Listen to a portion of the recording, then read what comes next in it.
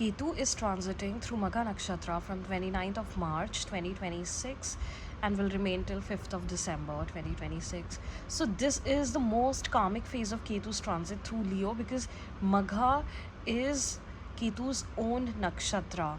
So Magha represents ancestors, lineage, authority, family roots, and inherited karma. And so for you, Taurus, this transit is activating your fourth house, which is connected with your home, your family, your inner happiness, your inner peace, your domestic life, your mother, your luxury, comfort, vehicles, properties, and also your security. Now, whether it is security in terms of home or emotional security. So, as we all know, Ketu symbolizes detachment and karmic release and leads us towards spiritual path and spiritual wisdom. And it is also connected with our intuition and inner transformation.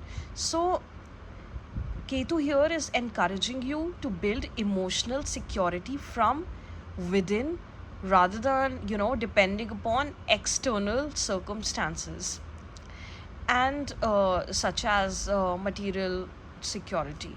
So this transit is helping you redefine what home and stability truly means for you, what security truly means for you.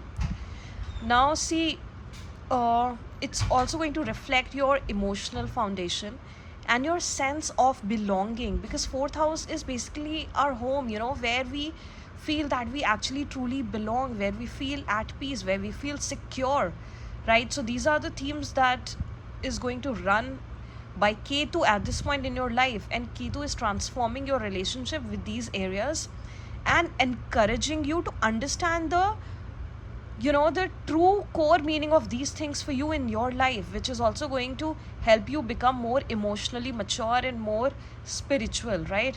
Now, the challenges that you may face when it comes to home and family life is that there can be changes within the home environment, and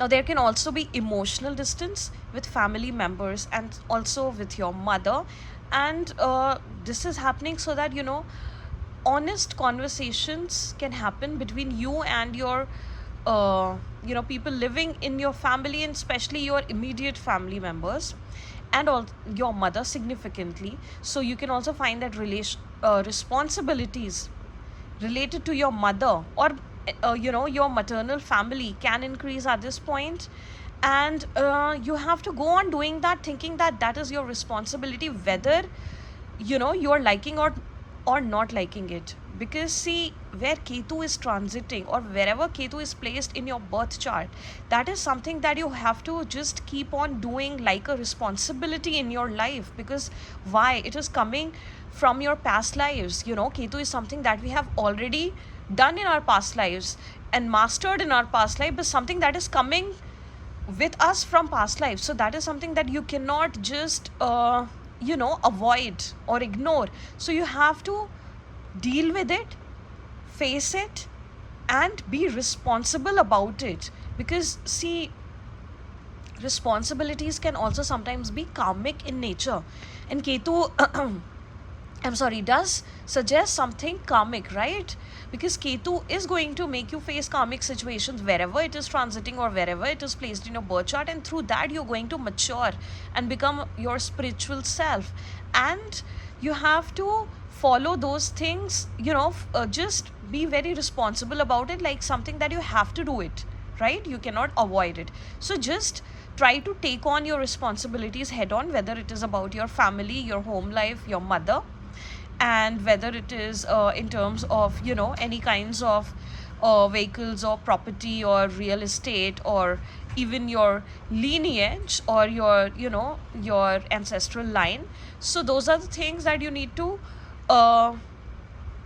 actually just embrace it, accept it, and be responsible about it, and just keep on doing it without any agenda, without any hidden motives. Because see, Rahu, which is directly opposite to Ketu, now I've already made a video series for all the signs for Rahu, and you can find that in my playlist. And Rahu is forward momentum. Rahu is something that is attached with material aspects of life, worldly world affairs. But Ketu is the opposite of it. You have to, wherever Ketu is, you have to detach from it in terms of what you're going to get from that, what's going to be your profit, and just keep on doing it like it is your duty, right?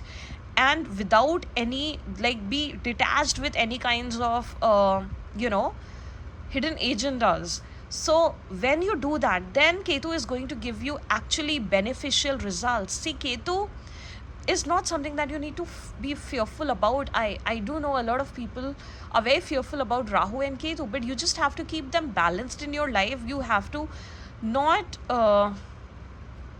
let their malefic sides be highlighted. So that is something that you have to keep in mind. If you keep on doing something, being very duty oriented and being very selflessly, it is going to give you good results. All right. So now when it comes to property matters or vehicles or any kind of relocation plans, then just keep a lot of patience in those regards. And there can be changes in these things, and even in your living arrangements or renovations or home repairs. So those things can also happen at this point. So it's an excellent time to organize your home environment, and anything related to buying, selling, renovating, improving in terms of property. You can develop those things at this point, and try creating a peaceful living space, which in the long run will provide you with emotional stability and security. Right now, see, because it is connected with your inner happiness and inner security, so emotional sensitivity can also increase at this point, and you may feel the need for solitude and quiet reflection, and that is a good thing to do. So any kind of deep emotional healing and is good for you at this point, will be beneficial for you at this point, like meditation, mindfulness, yoga, spiritual activities, practices can bring lasting emotional balance for you at this point, and you may develop greater uh, resilience and emotional maturity in terms of dealing with things in your life when it comes to your emotional health, right? And old emotional patterns can also surface at this point, and that is happening so that you can face them and release them. So do not avoid any such things. Face everything that's happening to you at this point. Just don't be scared of anything. All right, Taurus. And you are a very stable sign, but then you're also very rigid and also very stubborn. So those are the things that you can work on, and especially when it comes to your family life and home life. And you can connect with people at this point who are your past life connections, who are like family to you, with whom you have a sense of home and belonging. So that is one beautiful thing that can happen at this point. And overall, see, this transit is actually going to make you secure, but in terms of what truly matters for your security, not what you think superficially, right? So try to understand that.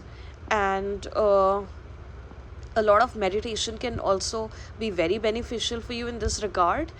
And at this point, you can also get in work, find opportunities to work in the field of healing and any kind of spiritual practices, or also when it comes to something to do with retreats or hospitality, or any kind of nourishing business or nurturing business or creative business, because it is Leo, and Leo is a very creative sign. And it gives you that when you are following these things selflessly, you will find that it is going to give you that authority in these aspects, that authority that comes from Leo, that recognition, right? When you're not blindly seeking it, superficially seeking it, but when you are just following your duty and